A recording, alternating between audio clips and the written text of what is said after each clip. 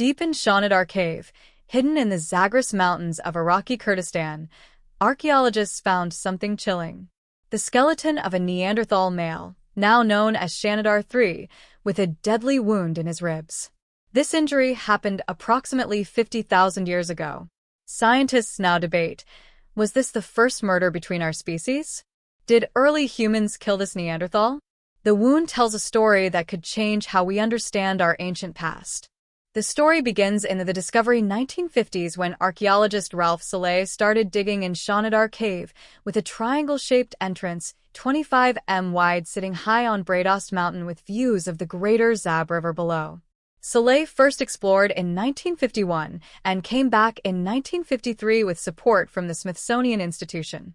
His team dug a huge trench in the middle of the cave going down 14 m to bedrock. They found layers of history from modern times all the way back to the Middle Paleolithic period. The most exciting finds came from the bottom layer, Layer D. Here they found stone tools typical of Neanderthal culture. Between 1957 and 1960, they discovered several Neanderthal skeletons. On April 16, 1957, a Kurdish worker spotted bones in the trench wall. This was Shannidar III. While most Neanderthal remains went to the Baghdad Museum, Shannidar III's bones were sent to the Smithsonian Institution in Washington, D.C. This turned out to be crucial for solving the mystery of his death. When scientists Tail Stewart and later Eric Trink examined the skeleton, they noticed something unusual on the left ninth rib, a wound that had started to heal but wasn't fully mended when he died. This meant Shannidar III survived the injury for a while but ultimately died before healing completely. This discovery sparked decades of debate. How did he get this wound? Who or what caused it? And what might it tell us about how Neanderthals and early humans interacted at this critical moment in prehistory? The victim, but who is Shannidar III? Careful analysis of his skeletal remains has allowed scientists to build a profile of this Neanderthal man who lived and died roughly 50,000 years ago.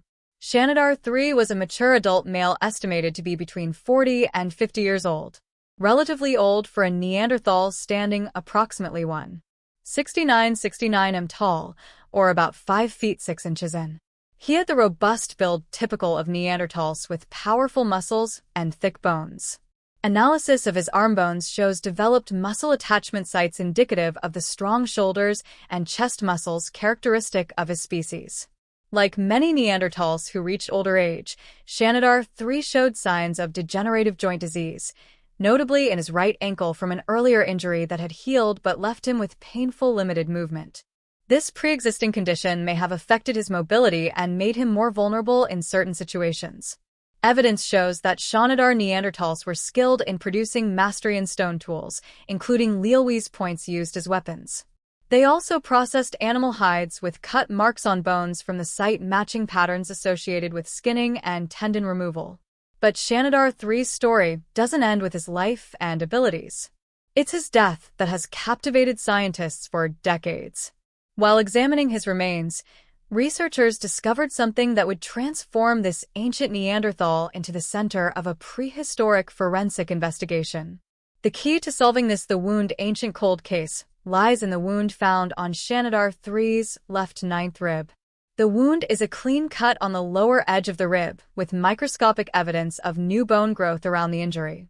This tells us Shannidar III lived for at least several weeks after being wounded. A weapon would have penetrated his chest cavity, likely damaging his lung and causing either a collapsed lung or leading to an infection. Without antibiotics, either condition could be fatal.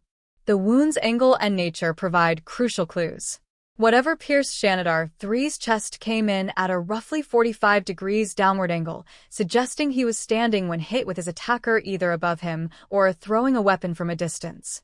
The clean cut without much crushing or fracturing around it indicates the weapon likely had a sharp edge but didn't hit with massive force. To solve this mystery, scientists needed to experiment. In 2009, researcher Stephen Churchill and his team at Duke University conducted a groundbreaking study. They made replicas of stone tools from that period and tested them on pig carcasses, which have similar rib cages to humans. They tested 2 scenarios. High-energy impacts like someone stabbing with a heavy thrusting spear at close range, typical of Neanderthal hunting methods, and low-energy impacts like lighter projectiles thrown from a distance, more associated with early modern humans. The results were clear. High-energy impacts caused massive damage, multiple broken ribs, bone fragments, and widespread fracturing. Low-energy impacts made cleaner punctures without as much surrounding damage. When they compared these results with Shannidar III's actual wound, his injury lacked the extensive damage typically associated with a thrusting spear. It appeared more consistent with a light projectile weapon. So, what does this tell us about who might have attacked Shannidar III? Now that we the suspects understand the wound, we can consider the suspects in this prehistoric cold case. There are three possibilities. First, it could have been an accident. Maybe Shannidar III fell onto something sharp or got injured during a hunt. But the clean, precise nature of the wound makes this unlikely. Second, another Neanderthal could have attacked him. Neanderthals certainly fought amongst themselves over food, territory, or mates. The third and most intriguing possibility. Shannidar III was killed by a member of our species, Homo sapiens. The timing makes this option compelling as Shannidar III died precisely when modern humans were moving into Western Asia from Africa, entering lands that Neanderthals had controlled for hundreds of thousands of years. The weapon technology provides the most compelling clue. While Neanderthals primarily used heavy thrusting spears designed for close combat, early modern humans developed more advanced projectile technology like lightweight spears that could be thrown from a distance, possibly using spear throwers to increase power and range. While the attacker's identity remains speculative, the timing overlaps with one of the most critical periods in human evolution when Homo sapiens and Neanderthals first shared territory. If this interpretation holds, we may be witnessing the earliest forensic evidence of interspecies conflict. By about 100,000 years ago, species in conflict? Early modern humans had begun moving out of Africa into the Middle East. By 50,000 years ago, Homo sapiens were established in Western Asia and beginning to spread into Europe. As humans expanded, Neanderthals declined, going extinct in most places by 40,000 years ago. This overlap in time and space raises the big question. What happened when Neanderthals and modern humans met? Did they live peacefully side by side? Did they interbreed? Or was there competition and conflict? We know interbreeding happened. Most people of Eurasian descent today carry approximately 1 to 2% Neanderthal DNA, but this doesn't rule out competition or conflict. The archaeological record shows the two species had different technologies and strategies. Modern humans developed more sophisticated throwing weapons, built wider social networks, used more diverse food sources, and possibly had more complex, symbolic thinking.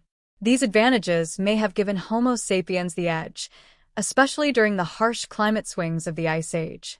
The case of Shannidar III gives us a possible glimpse into this competitive relationship. Anthropologist Pat Shipman calls it the invader's advantage. Other possible cases of violence between the species are rare but suggestive. A Neanderthal from Caesar, France, dating to around 36,000 years ago, has a healed skull fracture that might be from interpersonal violence.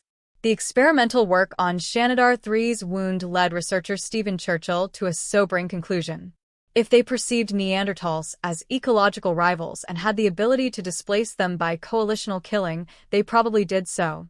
But the evidence doesn't support a simple story of humans violently wiping out Neanderthals. The truth was likely more complex, involving climate change, population shifts, competition for resources, and possibly disease alongside occasional violent encounters. What Shannidar III gives us isn't proof of systematic violence between species, but rather a single poignant example of what might have been happening during this crucial transition. One Neanderthal who died from a wound that bears the technological signature of our own conclusion ancestors.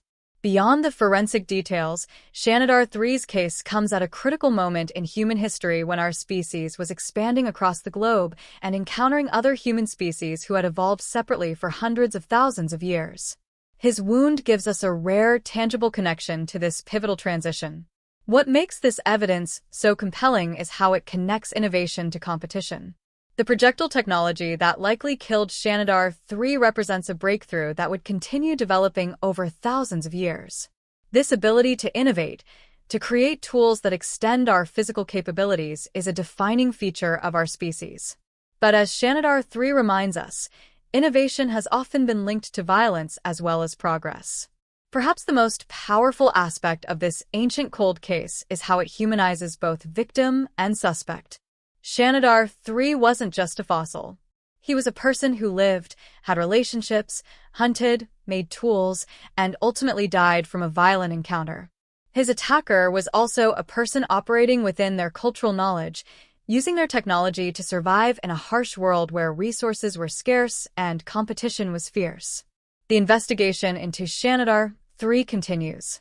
In recent years, new excavations led by researchers from the University of Cambridge have returned to the site using modern archaeological techniques that weren't available during Select's original work.